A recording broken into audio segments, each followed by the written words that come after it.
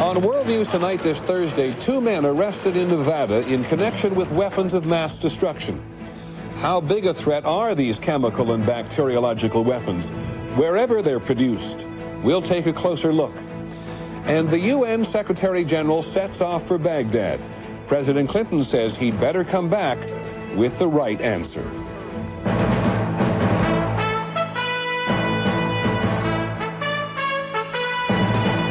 ABC News World Headquarters in New York, Thursday, February 19th. This is World News Tonight with Peter Jennings. Good evening. We're going to begin tonight with the big development of the day about biological weapons. It isn't in Iraq, it's in Nevada. Just outside Las Vegas, the FBI has arrested 2 men on charges having to do with weapons of mass destruction. The 2 men, one of whom at least is well known to the authorities, were carrying what is believed to be anthrax, a bacteriological agent that is relatively easy to come by and very dangerous. First, on the arrest, here's ABC's Brian Rooney. When the FBI, military units, and local police all descended on this medical clinic last night in a Las Vegas suburb, they were expecting to find something deadly. Hazardous materials teams inspected the building while a Mercedes automobile was wrapped in plastic, carefully picked up with a forklift, and hauled away. Acting on a tip from a man described as a research scientist, agents arrested 2 men, Larry Harris, 46, and William Levitt, 47. We knew where they were going, and we followed them to this location, paralleling them with a SWAT team that was prepared to deal with them and this biological agent. FBI agents said they believe the 2 men went to the medical clinic to test the strength of the substance they were carrying. Investigators say they have good reason to believe that what they confiscated is anthrax, but they're doing their own tests to confirm that. They say they do not know how the men obtained the substance or what they plan to do with it. Larry Harris, who lives in Lancaster, Ohio, is on probation for a 1995 conviction on charges that he illegally received through the mail vials of the bacteria that causes bubonic plague. Harris has been linked to the white supremacy movement.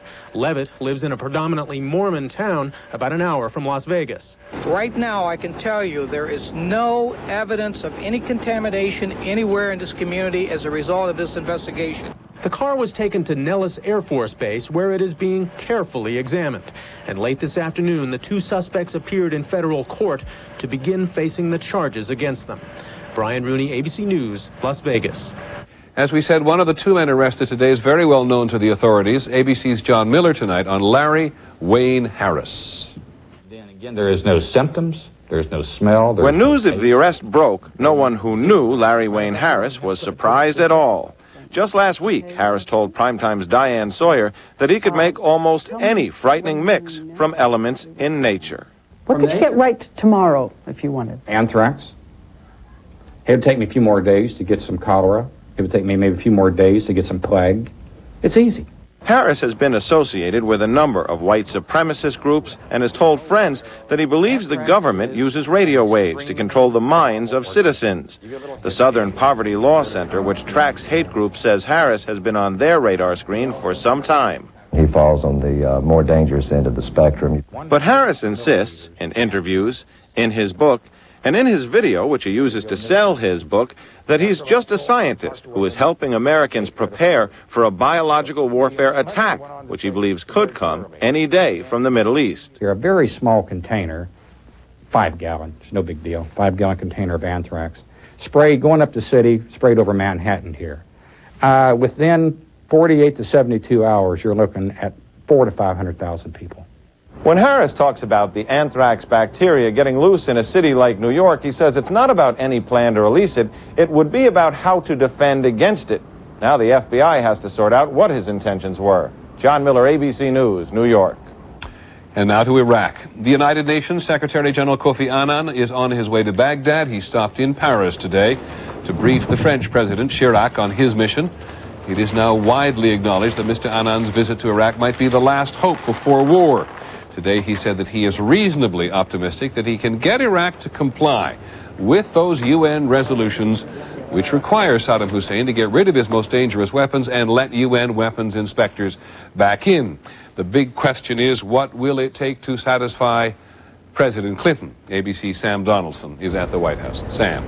Peter, the signals here are unmistakable. Either the Secretary General returns with an acceptable agreement, or military action follows swiftly. No higher authority than the president himself made it clear today that Kofi Annan's Baghdad visit is a make-or-break event. We hope the Secretary General's mission will succeed. But let me be clear, if diplomacy fails, we must be, and we are, prepared to act. The choice is Saddam Hussein's. To drive home the point, Mr. Clinton said the vice president is postponing a trip abroad because he wants his full national security team on hand for decisions. In Baghdad today, there was no apparent softening. The United States... But rather, Iraqi television highlighted the booing of U.S. cabinet officers at yesterday's Columbus, Ohio town meeting. And what does the president think of what happened yesterday in Ohio? Well, I thought it was a good old-fashioned American debate. I believe strongly that most Americans support our policy. They support our resolve. The debate continued today with Secretary of State Albright speaking first at Tennessee State University, then at the University of South Carolina. But the old-fashioned was missing this time. Attendance was tightly controlled, and there was no booing. I really feel good about being on a university campus today. With or without hecklers, the public debate at this point is unlikely to change the president's course. If the Secretary General returns with an acceptable deal, well and good. If he gets stiffed, the president addresses the nation and action follows. The more difficult problem would be if Saddam gives just enough to make it appear unreasonable not to negotiate further. But, Peter, officials here are reflecting the determination not to let things drag on much longer under any circumstances. Thanks very much, Sam. Sam Donaldson at the White House tonight. We did learn today that if the U.S. does decide to attack Iraq, the military faces what some Pentagon officials are calling a planning nightmare. As of tonight, 3 of America's allies in the region will not let the United States take off from there to attack Iraq. Here's ABC's John McWethy. With the last reinforcement of American warplanes now in Kuwait, the United States has roughly 250 attack aircraft in the region. But nearly half of that force could be grounded. 50 of these planes are in Saudi Arabia, 35 in Bahrain, and 30 in Turkey. Saudi Arabia and Turkey, U.S. allies, have already told Washington that American bombers cannot take off from their territory to hit Iraq. Another ally, Bahrain, has been wavering. Even worse, Saudi Arabia may not allow any support planes to fly from its territory either. Tankers, AWACS radar aircraft, and U-2 spy planes. It's a possible showstopper, according to one official.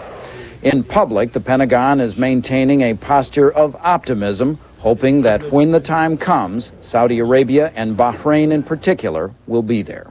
If they are not, it could have a drastic impact on the type of targets the U.S. is able to hit and how hard. John McWethy, ABC News, the Pentagon. In just a few minutes tonight, we're going to take a closer look at Iraq's biological weapons and also at the dangers that may exist from those that could be produced here. But first, just ahead, some other news. Barbara Walters has been talking today to Monica Lewinsky's father. And also tonight, the Stars and Stripes get a standing ovation in what used to be enemy territory. This is World News Tonight with Peter Jennings. Brought to you by Papa John's. Pizza Hut dares anyone to find a better pizza. Oh, really? Papa John just couldn't resist the challenge. He commissioned independent taste tests. Papa John's won big time. Maybe that's because our sauce is made with fresh-packed, vine-ripened tomatoes. Pizza Hut uses remanufactured paste. Anybody can claim to make a better pizza, but it's you, the consumer, who've decided. Better ingredients, better pizza, Papa John's. Try our Papa's Choice. That's a large pizza with your choice of up to 5 toppings for just $9.99. Ed spends his days creating harmony out of discord. Thankfully, there's Advil. Advil means freedom from headaches fast. Headaches to muscle aches. Advil simply lets people do what they love to do. How do these monks eat all these gassy foods and still maintain their vow of silence? With Beano. It has a natural food enzyme that helps stop gas before it starts. Beano before, quiet after. In Washington today, the Deputy White House Counsel Bruce Lindsay was back in front of the grand jury for a second time. Mr. Lindsay is the president's closest confidant, and he was surrounded by lawyers today. At one point, we think we counted 10. So what's going on? ABC's Jackie Judd joins us this evening from Washington. Why all those lawyers, Jackie? Well, the White House, Peter, said it was to resolve the matter of confidentiality. That is, what should be kept secret between the president and Bruce Lindsay, who probably knows Mr. Clinton better than anyone. There was about an hour-long meeting with the judge. After that, Lindsay went back into the grand jury room for more questioning by prosecutors. A brief answer on this today. The Washington Post reports that Vernon Jordan, president's closest, or one of his closer confidants, had a lot of meetings with Monica Lewinsky after she was subpoenaed to give testimony in the other case, the Flowers case. Can you explain that? Well, we've known that Jordan has admitted helping her get a job and get a lawyer. What was reported today that in a very short period of time, just a few weeks, he met with her 4 times. Remember, this is a powerful, busy man. Met with her 4 times, had 7 phone conversations. A reflection, Peter, of how intense an effort was launched on behalf of this young woman. Okay, Jackie, thanks very much. ABC's Barbara Walters has actually done the first network interview with Monica Lewinsky's father, Dr. Bernard Lewinsky, and she asked him why a man like Vernon Jordan would offer this kind of help to his daughter. Did you know that such high-level people as Vernon Jordan and our ambassador to the United Nations, William Richardson, were trying to help your daughter find a job?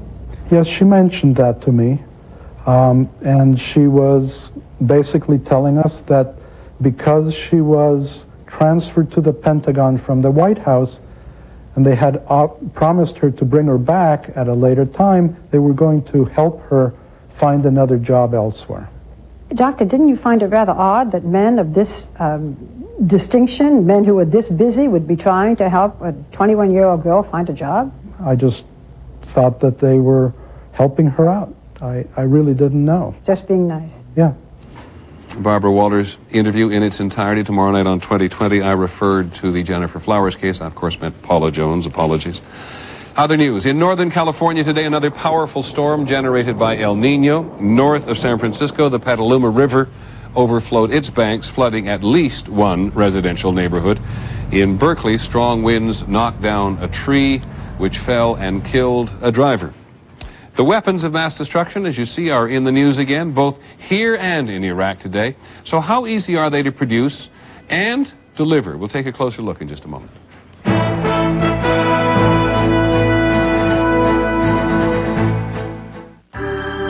Has frequent heartburn been a persistent problem for you? Have you treated it but still suffer on 2 or more days a week? Do you keep getting heartburn even though you've changed your diet? Your heartburn may be due to a potentially serious condition called acid reflux disease. Ask your doctor if Prilosec is right for you. Just 1 Prilosec capsule daily can provide 24-hour acid control. Prilosec is not for everybody. Only your doctor can decide if it's right for you. The most common side effects are headache, diarrhea, and abdominal pain. To learn more, call this number, ask your doctor or pharmacist, or see our Life magazine ad. Want 24-hour acid control with just 1 daily capsule? Ask your doctor about Prilosec. It feels strong and dependable, yet refreshing. Fix-It Fresh, a stronger, longer hold, combined with a cool, crisp sensation. Fix-It Fresh and forget it.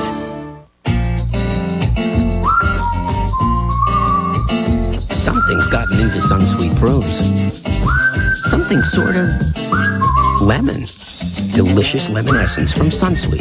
It's prunes with a twist. Introducing British Classics, a marriage of Victorian elegance and Caribbean soul. British Classics from Ethan Allen. The winter sale ends this weekend. That the party of the first part did not intend for the party of the second. I should have used Preparation H. If you had, you wouldn't be suffering now. Preparation H helps stop itch and further irritation with a soothing layer of protection. I should have used Preparation H. Stops itch, stops irritation. I'm 64. Is there anything I can do to stop bone loss? Absolutely. Here's proof. In a landmark clinical study, Caltrate actually stopped bone loss in women at risk for osteoporosis, whatever your age. It's never too late for Caltrate. Well, as you've already heard, the 2 major stories of the day, what next between the U.S. and Iraq, and the arrest of 2 men in Nevada on charges related to weapons of mass destruction, have something in common, namely the challenge of how to control or minimize the danger which chemical and bacteriological agents represent. We are going to take a closer look at a few similar issues they raise. What exactly are these biological and chemical weapons that we keep hearing about? How easy are they to make, and what exactly can they do? First, here's ABC's Ned Potter.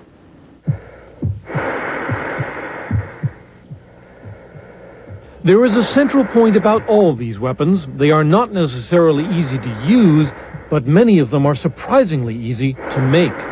Actually, one does not need very sophisticated technologies to produce these agents. They can even be grown in glass flasks with the appropriate culture medium. Weapons experts have studied a variety of compounds, some of them biological, which means they can be made from living things, others chemical, which means they must be made in the lab. Anthrax is at the top of the list. It's a spore from bacteria produced naturally in soil. It usually affects sheep and occasionally the farmers who raise them.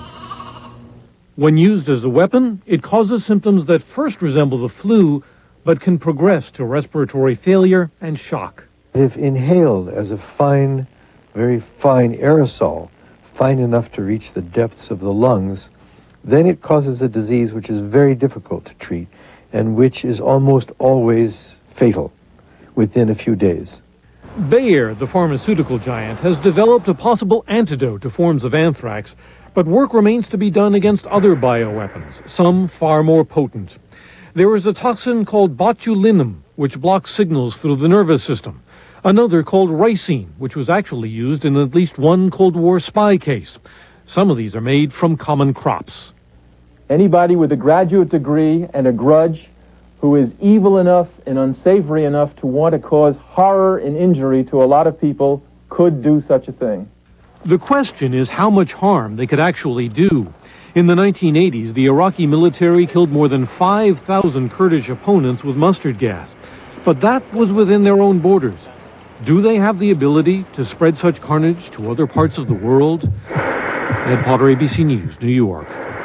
Well, there's the question. It is clearly bad enough to possess these weapons, but having them and actually being able to use them extensively is another matter. Joining us tonight is Tony Cordesman, our military affairs analyst for the Middle East region. Tony, there's a popular perception that Saddam Hussein could spread evil far and wide. What's the real answer? He does probably still have some missiles. We have a large number of missile warheads unaccounted for. He certainly has some bombs. But he doesn't have a massive delivery force using conventional delivery means. What does that mean? The administration has sometimes said he has the capacity to kill millions of people. If you could take those agents and deliver them perfectly at the right temperature and altitude, that would be true. In practice, the most he could achieve with biological weapons would be the lethality of a very small nuclear weapon, which would be casualties in the hundreds of thousands. So if he wants to deliver, it's got to be perfect conditions wherever he is aiming them, if he aims them. That is, if he uses missiles. The thing we have to be careful about, Peter, is that terrorist or unconventional weapons could deliver biological agents in ways that don't require a fancy delivery system. Okay, Tony, thanks. I know there's some brief comments tonight on a very complicated subject. We'll come back to it on later evenings. But for tonight, if these weapons are going to be used by terrorists in the United States, they'd likely be delivered in a much different fashion. Kyle Olson is a chemical and biological weapons specialist, and he joins us tonight from Washington.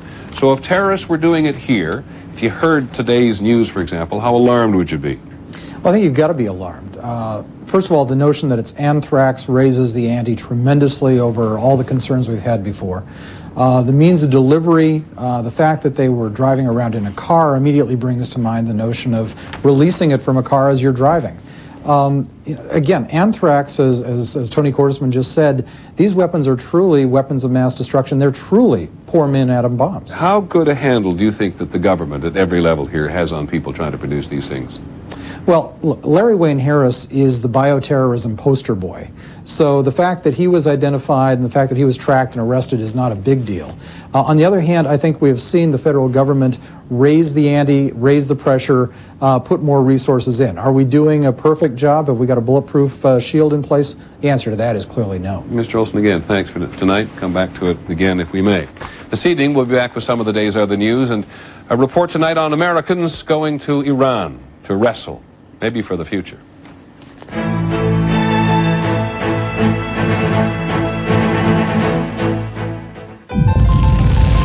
You were going to try the patch, but you didn't. You were going to try the gum, you didn't. And you're still smoking. It's time to see your doctor about totally different ways to help you quit. Not a patch, not a gum, but prescription medicines that can help separate you from your cigarettes. Ask your doctor or call 1-888-959-STOP and finally break free from smoking. My father always said, don't brush your teeth too hard. But I want to do a good job. Introducing the ProCare brush from Mentadent with a flexible handle so you can be more gentle on your gums while cleaning your teeth, like dentists recommend. I've never seen anything like it. The new Mentadent ProCare brush. Fibercon or Metamucil, both have fiber for regularity. But I like Fibercon better. Same natural action of fiber, but only Fibercon contains calcium. And with Fibercon, I get my fiber in 2 caplets. Fibercon, fiber and calcium in a convenient caplet. Grandpa, can I marry you? Oh, honey, you're so young. I could never keep up with you. But Mom says that's why you drink that. Ensure is the #1 doctor-recommended supplement. It helps you stay healthy, active, energetic. As a snack or occasional meal, it's a source of complete, balanced nutrition. I'm sure you'll marry someone even more fun than me. Will you at least come to the wedding? Sure. I'll be there. Ensure, the #1 doctor-recommended supplement. Drink to your health. Hockey 101 with Predators coach Barry Trotz. Hey, Coach, what's icing? The center red line, it divides the ice in half. When a player shoots a puck from his half of the ice to beyond the opposing goal line, that's icing. Predators hockey. For season tickets, call 770-PUCK now.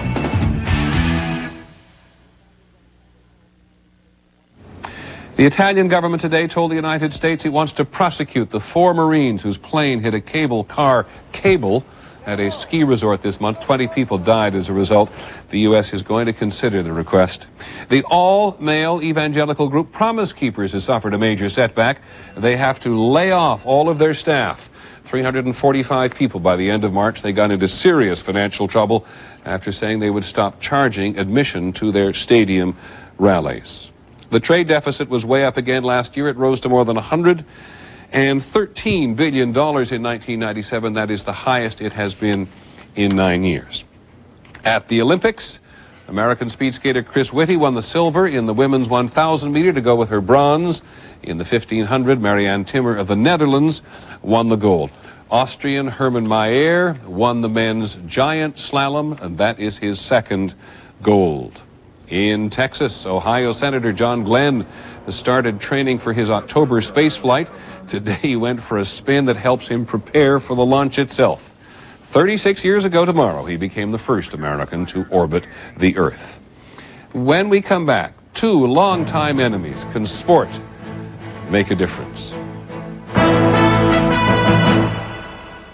Good morning, America. How are you? America's favorite overnight relief announces new X-Lax with Senna, a natural active ingredient. Good morning, America. Still works overnight, and 4 out of 5 users agree it's gentle.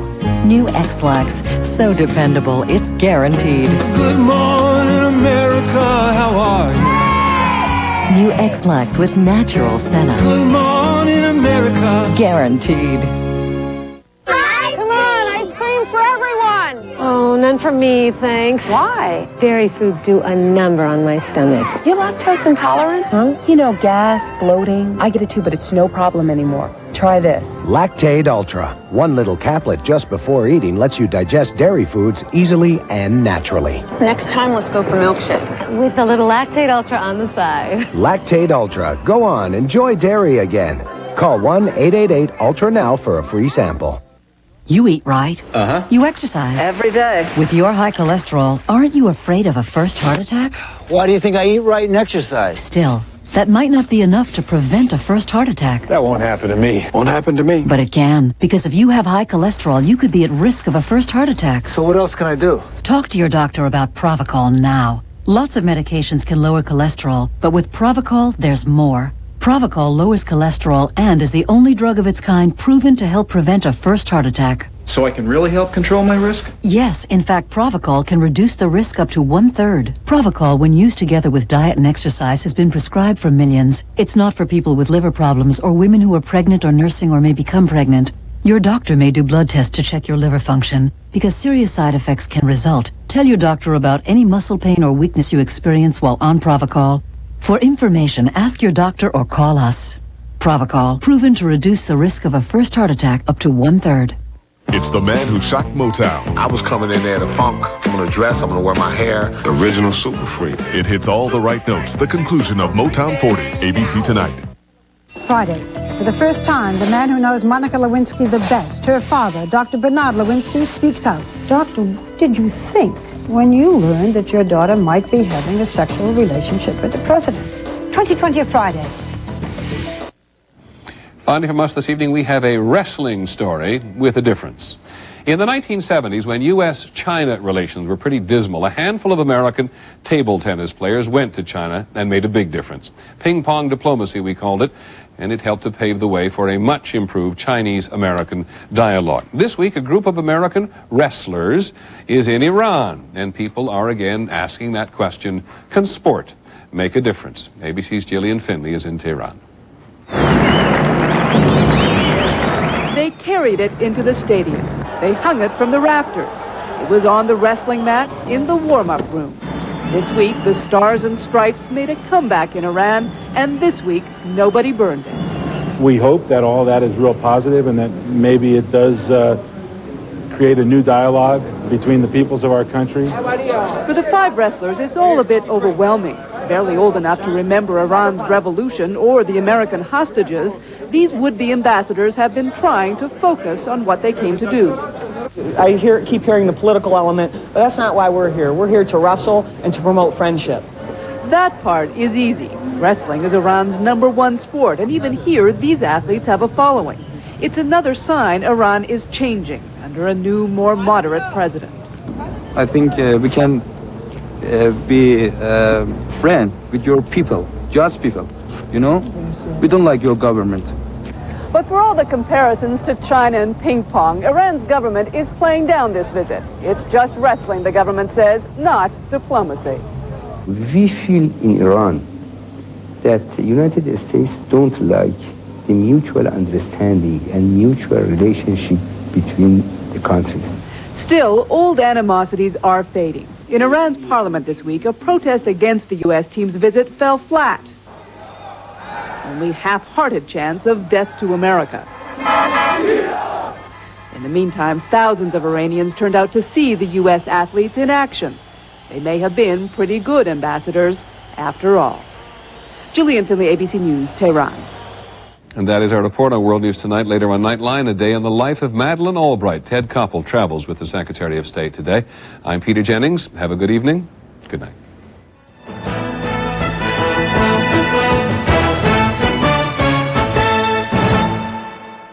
This has been a presentation of ABC News. More Americans get their news from ABC News than from any other source. ABC News, now always on. Each step closer to this new species. Oh my God. Could be your last. Watch out for Gray. ABC Tonight. This is News 2 at 6. If you don't stop a horrific dictator before he gets started too far, that he can do untold damage.